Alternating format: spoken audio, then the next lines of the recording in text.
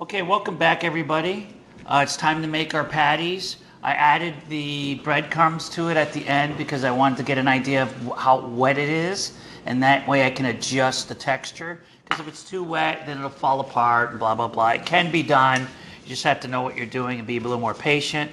These are not easy to make.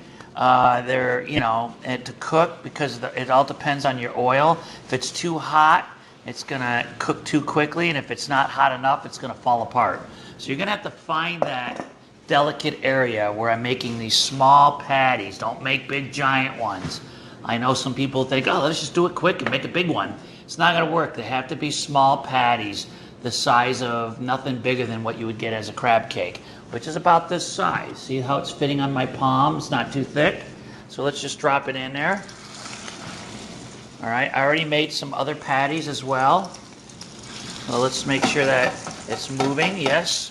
I like to make sure we take our time putting it in the oil so it kind of like moves with it, with the pan, so it doesn't stick. And that gives me the opportunity to turn it without worrying about it. So since I have 4, I guess we're doing 4. So there we go. So be aware that you're sauteing, but it's in oil, so it's not really a saute. It's a shallow fry. So that's what you're doing here, is a shallow fry. And just try to get some color. The food is cooked already. The only thing that's uncooked is the egg that you added to it. And once the heat gets through, that's going to cook anyway. So you're pretty much pretty cool with this particular recipe as far as that's concerned. I just checked the bottom. It's not as brown as I like.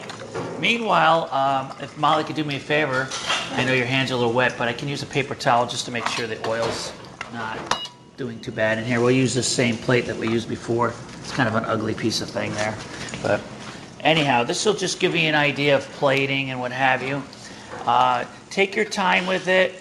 Don't go too wet. You may have to add your breadcrumbs later. I love panko because eventually it starts sucking up the moisture where bread kind of gets gummy. So that's why I like the panko. Check this out. If you could see the color I'm getting here. Let me get the back too so you can see that. Let me see if this one I can turn this one or not. I'm trying to do my best so it doesn't fall apart. Actually, this is pretty much a miracle. Sometimes it takes 2 or 3 times of cooking this, but if you could see how brown they're getting a nice little color there. That brown is the sweetness, right? Anytime you caramelize, you turn color, the sugars are cooking and creating sweetness. So that's why it's so important to do stuff like that with steaks and different meats and different proteins. But this is looking really, really good. Then you have your sauce. Your yogurt sauce is very easy to make. It should not be complicated. It's not brain surgery. I believe, Molly, do they have to shred that for that? Or is it just a meaty one, the sauce? Is it texture? They get the choice of how they want to do the cucumber. So they can shred it or they can jam a fine dice. Do a fine dice. If you shred it, it'll get too watery. So let's just do a fine dice, and that'll make it easier for you to work with. And if your yogurt's too thin, it'll be difficult. Try to get some Greek yogurt if you can. That'll be best. So it's got a little more thickness to it. And it's better for you. And it's better for you anyhow. So I would say do small chunks. Don't do shredded. It'll really water it up once you start shredding the cucumber up, because cucumber is basically all water.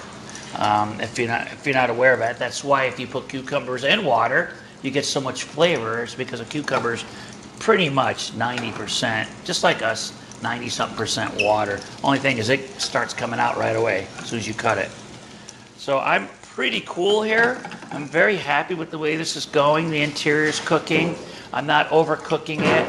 I got some good color. It's not falling apart. Again, if you have panko, if you have regular breadcrumbs, that's fine, or regular bread. But if you do have any panko, if you can pick some up, I can judge the texture of the patty mix itself. And so if you could see it, it's not so wet. You don't want it too wet. If it's wet, then you need to adjust it.